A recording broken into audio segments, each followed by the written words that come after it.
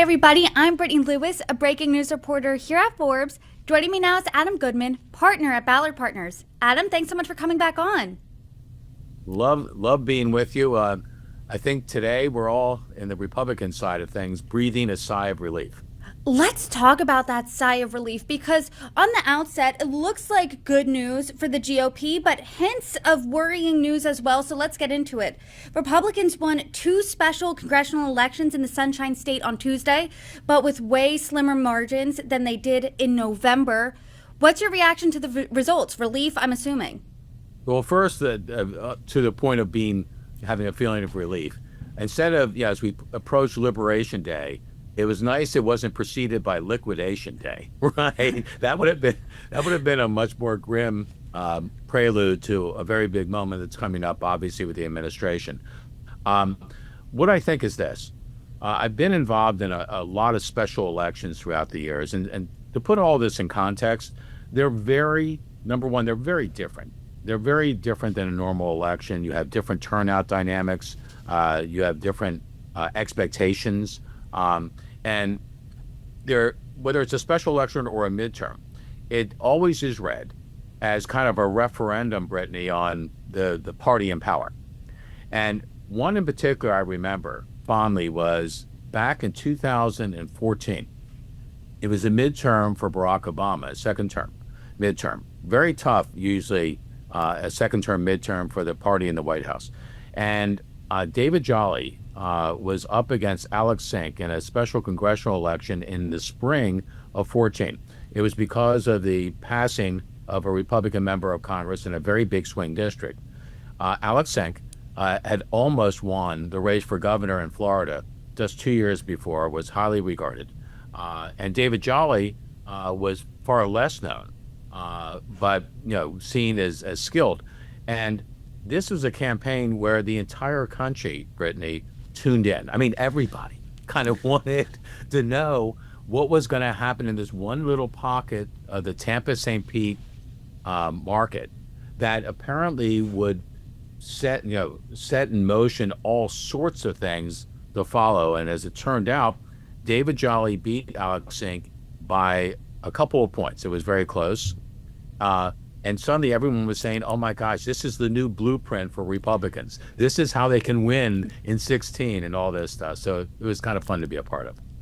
Do you think that this is a referendum on President Trump's agenda? Do you think that these 2 Republicans were less popular, less name ID than Mike Waltz and Congressman Matt Gaetz when they won by over 30 points in November? I mean, what does that look like? What's the reasoning here?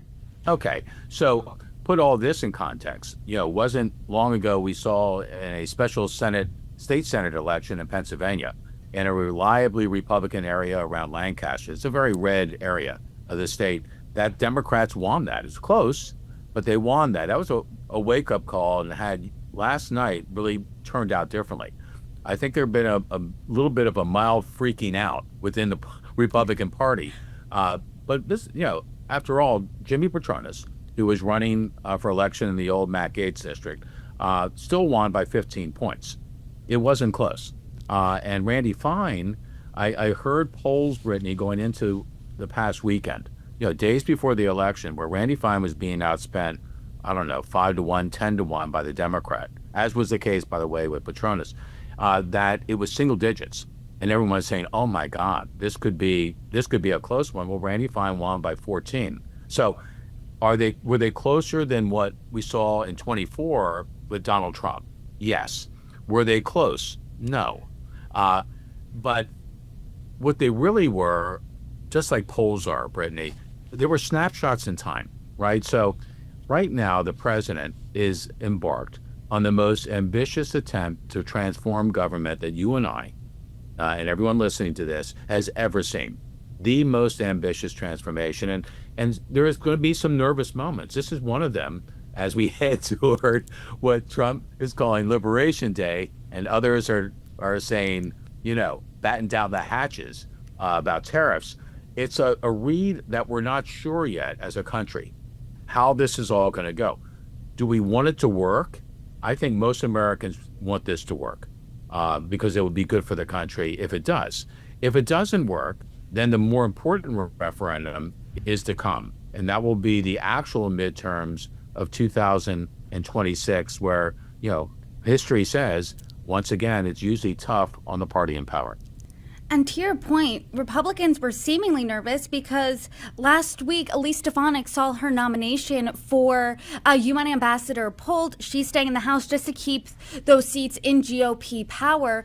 As you said, I mean, they won, or both Republicans won by double digits last night, so it wasn't close. But Democrats are calling this a victory. They're touting this as a huge win. Nikki Fried, the chair of the Florida Democratic Party, said this, quote, "Florida Democrats just put the Republican Party on notice. Tonight's results represent a historic overperformance for Democrats and show that voters are already rejecting Trump's extreme agenda." Do you think her reaction there is overblown? What do you make of that? Well, her reaction is predictable because it's partisan, right? So what really is going on here is we're in the beginning of something that we haven't seen before, and people are going to ultimately make the call. But what's interesting about what she didn't say, Brittany, and this is what Democrats are having a great difficulty with, obviously. Ask the governor of California. He's been relatively outspoken about it. What is the Democrats' message other than we don't like what Donald Trump is doing? What's their message? I mean, is there any other message? I've talked to many Democrats, and that's seemingly the message. And I think that's the problem that Democrats are facing now, is that they don't know how to play defense against the Trump administration. Do we go hard? Do we work together when we can? I mean, what's the answer there? The answer is they have to fill in the blanks. And right now, the blanks are blank. What do Democrats stand for? We've seen recently, of course, the roadshow with Bernie Sanders and AOC, which, look, put partisanship aside for a second. It's a really cool thing to see. It's kind of a spectacle, and they're drawing big crowds with big rallies. It's kind of fun. But are they seriously advancing a different kind of agenda for the Democratic Party? That I find hard to grasp. And most Democrats, like, the leader in the Senate, Chuck Schumer, who I think is frankly very lost in all this these days, and even Hakeem Jeffries, who a lot are looking toward as kind of one of the future leaders, true leaders of the Democratic Party, he's still getting to see legs too about what is it in that elevator speech that you say that is not just, I don't like fill in the blank about Donald Trump and what they're doing. What is it you do like, or that you want to see happen? Until or unless the Democrats do this, this is all kind of tinsel, and it's not substantive, and it won't last for Democrats. They're gonna need to not only do some soul searching, but put their boots on and say, hey, we stand for this. If you like it, great, come with us. If you don't, we hope you'll be with us somewhere downstream. They don't have that message yet. And it doesn't seem like Democrats, according to my conversation and according to polling, are connecting the dots and saying, hey, these are the issues that matter to the American people. Here, we should make those our top issues. But yesterday did seem to be Democrats' best day, really since November 5th. The Wisconsin Supreme Court seat went to the Democratic-backed candidate. They made a dent in closing this huge gap in Florida. I mean, the GOP candidates still won there. Senator Cory Booker did break a record for the longest Senate speech with over 25 hours. But Democrats have faced historic popularity problems in all polling. I mean, do you think this was just a good day, a flash in the pan? Do you think the tide is shifting? What does that look like? Well, the tide isn't shifting yet in terms of the Democratic Party image. Just having a closer blowout loss, right, is not going to resurrect the Democratic Party. What Democrats, ask Democrats, what they really want are leaders that stand on their own 2 feet and bring it. And bring it not just with venom, but with substance. They haven't seen the latter part of that yet. And they want to. They really are dying to see that. And what that is can't just be a total rejection, Brittany, of everything, literally everything that the Trump administration is doing, because a lot of things, you poll the American public, they like conceptually, they really like it. Reining in out of control government, spending less on bureaucracy, going after waste, controlling and securing the border. These are not antithetical to where Americans are. It is right to the heart of where they want to be. And so it can't just be a total categorical rejection of everything. They have to do better than that. It kind of reminded me of my pickleball tournament over the weekend. I lost the first game 9-0, lost the second game 9-3, and I was like, hey, I won by a little bit more. I mean, it was still a blowout loss. But when you look at this, it's still a loss, but a little bit less of a loss than just a few months ago. Is there anything you want as a Republican for your own party to course correct on between now and the midterms? Because usually special elections are looked as a temperature check on how the administration's agenda is performing. My advice is simple. Get the job done.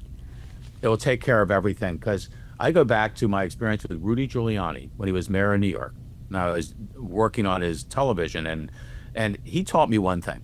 As a Republican in New York, and New York is like 5-1, 6-1 Democrat, he said, look, Adam, the only way I can continue in office and continue moving ahead with what I want to do is by proving that what I'm working on actually is working.